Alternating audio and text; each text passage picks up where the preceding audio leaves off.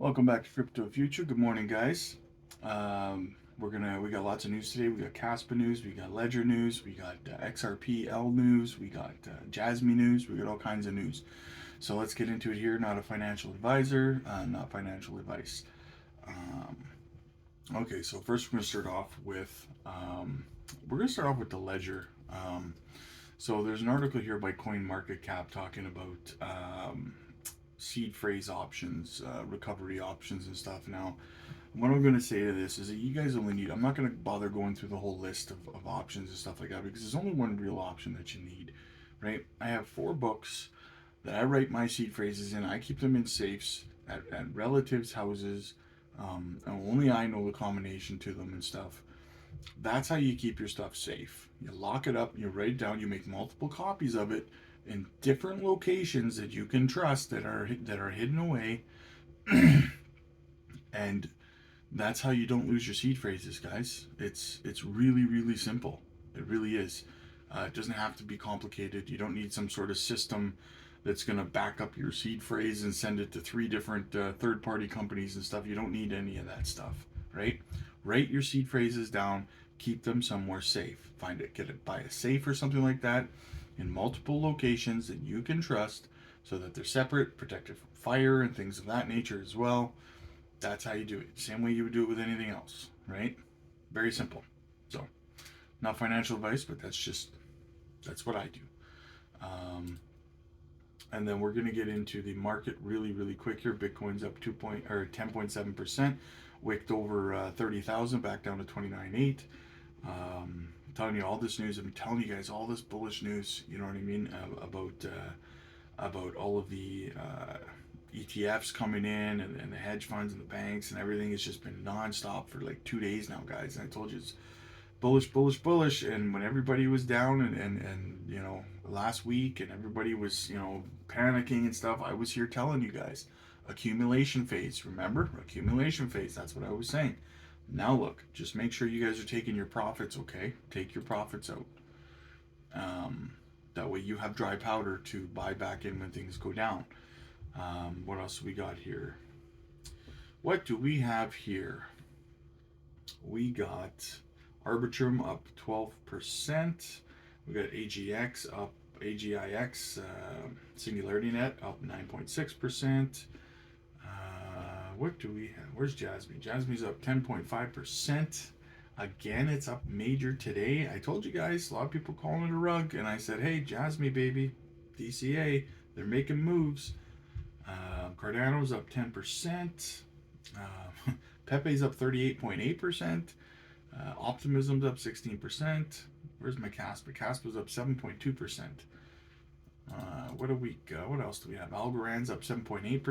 Cadena's up 20%. It's a pretty good day, guys. H-bar's up 6.5. Gala's up 9.1.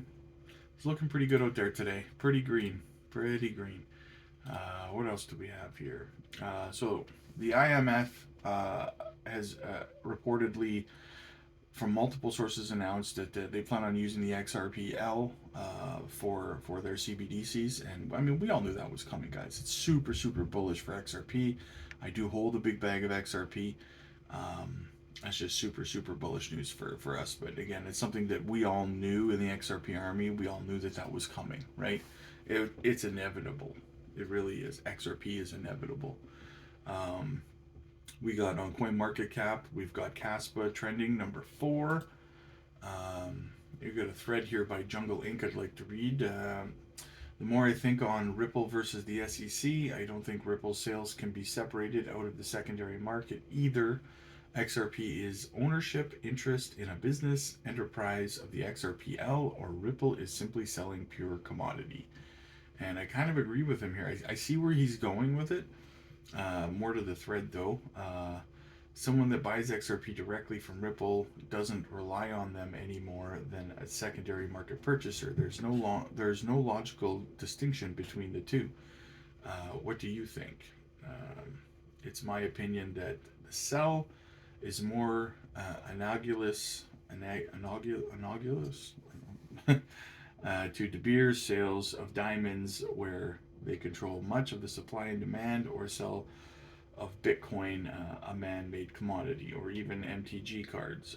I think it's should be a sweeping victory, but what I think doesn't matter. So basically, what he's kind of saying here in his thread is that the more he thinks about it, he's kind of seeing that the XRP that Ripple sells right now is not really any different than buying it from Binance or Coinbase, or if it was on Coinbase, or any other secondary market sale. Um, and I do agree with what he's saying, or I see what he's saying. So I don't see why Ripple moving forward would not be able to continue to sell XRP. The only gray area where they might be guilty is the initial sale of XRP, when there was no secondary market sales or anything like that. That might be a problem, but that's not a problem for us XRP holders. That's a problem for Ripple, right? Pay a fine, whatever, move on, kind of thing, right? No big deal. They have the money. We get some Caspa news. They have an AMA on June 26th coming up at 3 p.m. Read it here. Ready to dive into the details of Caspa integration with Stealth XIO. Tune in for an exclusive AMA with Stealth EX. Mark the date, June 26th at 3 p.m. on Telegram. You can, if you want the link, you can go to Caspa's Twitter page for that. So if you're interested, tune in for that for sure. Get your AMA fix for Caspa. I love Caspa, very bullish on Caspa. I think it's going to be a powerhouse L1 in the next market cycle for sure, in the next bull run. And then we got multiple. This is why Gary's done, in my opinion, right? Is that, like, the things that he's doing is counterintuitive to what every other branch of the American government is doing in this area, right? We have Jerome Powell today talking about how they see stablecoins as currency, right? And you also have, we'll get into it a little bit later, you also have another Congress hearing this week talking about the regulation, or the legislation for stable coins, right? They're going to pass regulation on them and stuff, and they're not going to pass them as securities, right? And then you have this article from CoinDesk talking about stablecoins likely to be SEC's next target. So you've got Congress and Jerome Powell talking about, trying to create regulation and talking about how stablecoins are currency, and they're trying to move forward in that aspect in a positive light and make some actual progress in the states in this industry. And then you've got Gary talking about going after them. The guy's a moron. Like, read the room, bro. Read the room. You're kind of on your own in this. We've got more Jasmy news. Jasmy and the Rice Culling Consortium has launched the purpose of creating credit and promoting carbon neutrality. Companies joining, and it just gives a list of companies joining this consortium, and Jasmy's one of them. They're going for carbon neutrality. Having a hard time saying the word this morning, but so being carbon neutral is the goal here, and that's what it's going to be important to the incumbents and to the big money and stuff like that moving forward globally, right? So since they talk about global warming being such a massive talking point, so that's huge. And then we've got, sorry, my phone was ringing there. And then what else do we have here? Tweet by Coin Bureau. Last week it finally came, the Fed's long anticipated pause, which is exactly it. We finally got the pause, right? That we've been waiting for a year. And then he said something at the end of it talking about how, they plan on maybe continuing to increase rates in the future or something like that. And I had said in another video, I think that the reason that he added that talking point to his speech was because he knew that the pause was going to send the markets to the moon, and they needed to find a way to kind of counterbalance that. So then he added a little bit of FUD at the end of it, that I don't think they're going to actually continue to increase rates. I think we need to see the effects of all the rate hikes that have happened, because it takes time for those effects to kick in, and we're just starting to see them now. So I think that, it's going to get better and better. And I mean, they're going to come out and they're going to say down the road, and maybe next month, a month after, they're going to say, okay, yeah, no, we're still not going to raise, and then eventually what's going to happen is they'll say, okay, so now we're going to cut like sometime next year or something like that, right? And that's another thing that he had said, is that they weren't going to cut for years. I don't believe that either. I think we'll see the effects, like I said, of all the hikes that we've had so far, and then a few months on the road, maybe early next year, then all of a sudden they'll say, okay, we're going to start cutting, right? They had to fight a little bit to prevent the markets from going nuts, in my opinion.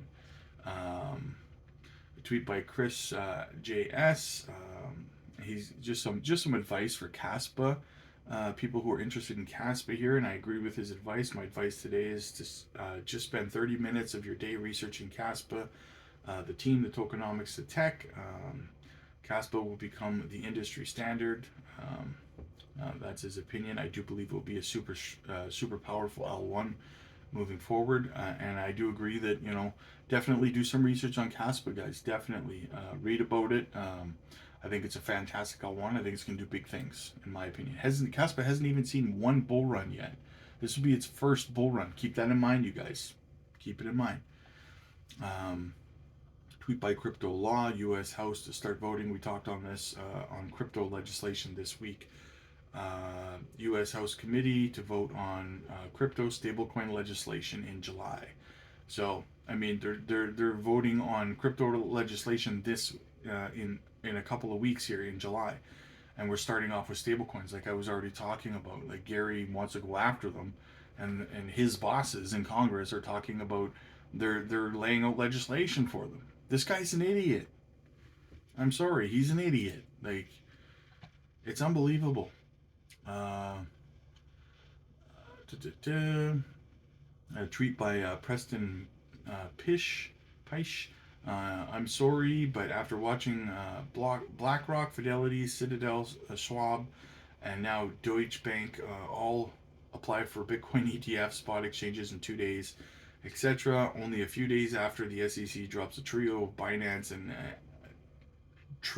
Binance and sues Coinbase, how can you think this entire past year was a giant? How can you not think it was a giant coordinated inside job between Wall Street parasites and the government regulators so they could catch up? That's exactly it. That is exactly it, and we all know that it's true, right? The shocking thing about it is that we all just kind of tolerate their behavior. This is blatantly in our faces, obvious what they've been doing, and why we continue to allow it. I just don't understand. Whenever anybody talks about it, they're called a conspiracy theorist, but it's right here, blatant, right in front of our faces. But anyway, I'm not going to get on a big rant about it. You guys know what I'm saying. And more Jasmy news, a tweet by Be Rich, blockchain carbon credit exchange build on Jasmy platform. Yeah, we talked about that already. So they're going for carbon neutral. That's absolutely fantastic. It's going to be huge for Jasmy moving forward. It really is. They're making all the right moves, you guys, in my opinion. They really are. And they just continue to build in a bear market. What do I tell you guys? You go after the projects who are continually building in the bear market. Tweet by Meta Lawman. The new crypto exchange EDX is launching with backed. It's so basically like this whole Citadel Schwab exchange that they're getting launched here. It's already active, apparently, from what I understand. It's called EDX, and it's operating like a DEX. It's not even a centralized exchange. It's operating like a middleman, like a DEX for transactions, and they just collect a fee. Now, to be honest with you, these kind of exchanges will bring in new people to the industry. Will likely use these kind of exchanges because they'll feel safe, because the incumbents and the government told them that it's safe when it's not. But those of us that have been around for a while will probably never use these type of exchanges that were created to kind of take over our industry, really, right? So, tweet by Coin Bureau, BlackRock spot Bitcoin ETF filing appears to have caused a spike in institutional interest. Yes, that's what I'm saying. Trillions of dollars, you guys, trillions. You know, all of the hedge funds and everything that are getting in, the banks, Citadel, like we talked about, Fidelity, BlackRock. You've got the entire country of China talking about dumping trillions into the asset class. You've got Japan. You've got the UK creating regulation right now, right? Passing the same thing with the States. Like, it's going to go nuts, you guys. I'm telling you. 3 trillion in the last market cycle is going to seem like a joke. Um, Tweet by the Jasmy Godfather. Shout out to you, bro. Visualize the future. Jasmy will create the mother of all network effects. Everyone will want to have a blockchain PC. Who doesn't want to upload personal data and get paid for it? Exactly, right? Monetize your own data. Use Jasmy. Why should these billionaire companies get paid billions of dollars for your data when you should be getting paid for your data? Well, we already talked about Jerome Powell talking about stable coins as a form of money, as he said today. Um, Tweet by Eleanor Tourette. Tourette. I don't know if I'm saying that right. Tourette. Anyway, Ethereum co-founder Vitalik Buterin is listed as a co-founder of WX Blockchain, which is a part owner of who? Prometheum. Remember Prometheum? We talked about it last week, how they showed up back in Gary's story in front of Congress, and everyone was like, who the hell are these guys? Yeah, funny story about that also. I was doing some research and found out that the CEO of Prometheum was also literally in the room when they were discussing the Ethereum ICO. Like, this guy is just as deeply tied into everything as Hinman and Vitalik and everybody else. It's a joke. It's like they couldn't find somebody else to march out there without these obvious blatant ties. Like, it's all just one big joke. So, and I love that he got called out in front of Congress there. And the guy, Prometheum, they're a company. If you don't know that, they're talking about how they have become the only regulated exchange in the United States. And apparently, you know, they're backing Gary's story, saying, "Oh yeah, no, there's totally a path to compliance. Like, look at us, we're compliant now, we're regulated, and it's safe to use us." But they don't sell anything. They don't. You can't buy anything on their platform. Nothing. Not Bitcoin. Not Ethereum. Nothing. So it's a joke. It's like a. Literally, I saw John Deaton had a metaphor there, and he said, "Think of Prometheum like a uh, one of those vending machines with pop and stuff in it, like a Coke machine, but there's nothing inside. You can't buy anything. It's stupid." Um, so anyway, guys, that's for the most part that's the news, um, and at the end, you know, I'm gonna reiterate what I said about meme coins because there's a little bit of controversy last night, and what I want to say is that I now listen. I don't FUD any. You'll never see me hop on here and FUD any project. Nothing. And the reason for that, whether I like the project or I don't like the project, and the reason for that is because people have their hard-earned money invested in these projects, whether it's something with utility like Jasmy or XRP or Cardano, or whether it is a meme coin with absolutely no utility whatsoever, Bobcoin or whatever, right? Um, I will not FUD it because people have their hard-earned money invested in it, and I will not be a party to trying to make a project crash by spreading negative news about it, costing people money. And at the end of the day, a lot of influencers lose sight of that. I think they forget that what they're doing when they spread FUD about a project is they're harming somebody else's investment. And you're costing somebody else money when you do that. When you spread that negative news, when you constantly bash a project, like I used to see it on Bitboy's channel all the time. He would bash, you know, Sheeb and stuff like that, and it was very upsetting to me because people have their hard-earned money in this. You have millions of people watching your shows, and you're burying this product. You're talking so bad about it. You're literally costing people money. And I don't think that people sometimes realize the impact of that. So I won't play a party to that. I won't bash a project. If I don't like a project, or if I'm not in a project, if I'm not interested in it, then I will be honest with you guys and I will tell you, you know, I don't really like this project. It's not for me. I'm not going to buy into it. And that's kind of where I draw the line with that. I'm not going to sit there and talk about how, you know, people are stupid or you shouldn't buy this or you know, anything like that. You'll never see me on this channel spreading FUD about any project. I will be honest with you, but I will not FUD something, right? Because I respect you guys and I respect this industry, and I think that um, I don't want to cost people money. That's just it, right? So, in terms of meme coins, I'll tell you guys again, my view on meme coins is very simple. I made a lot of money on Sheeb and Doge. I lost some money on Pepe, right? So it balances. Well, I mean, I made more money than I lost, but you know, they're not long-term investments in my opinion, and I say that about all meme coins, right? You buy in, you make a profit when things are down, and then you take your money, and then you roll that money into stuff with utility. That's my stance on it, right? Um, I believe that they hold a strong utility in the industry, though. As I said before, I believe that they do bring new people into crypto, right? Some people get burned, and that sucks, you know. And they sometimes they stick around and they learn about other projects, and they end up being successful. But I mean, this is crypto. At the end of the day, whether it's a utility based product or it's a meme coin, eventually everybody gets burned. I got burned on Luna.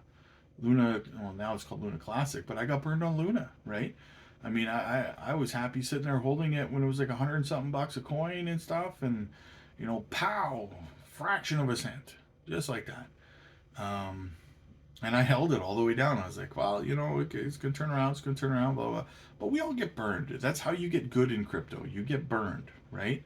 It's kind of like a I don't know, passing of the torch kind of thing, or what, however you want to word it, right? Rite of passage. Everyone's got to get burned once in a while in crypto. It's part of the game. No one's gonna bat 1,000, right? Um, but at the end of the day, don't long term invest into meme coins, right? Buy them. When you make money, take your money, put it into something stable, put it into something that's going to be, you know, a long term investment. This is just my opinion, guys, right? Um, but you'll never see me FUD them because and the reason for that is because I respect all of you guys. I respect the projects that you invest in. I respect your conviction in the projects that you invest in.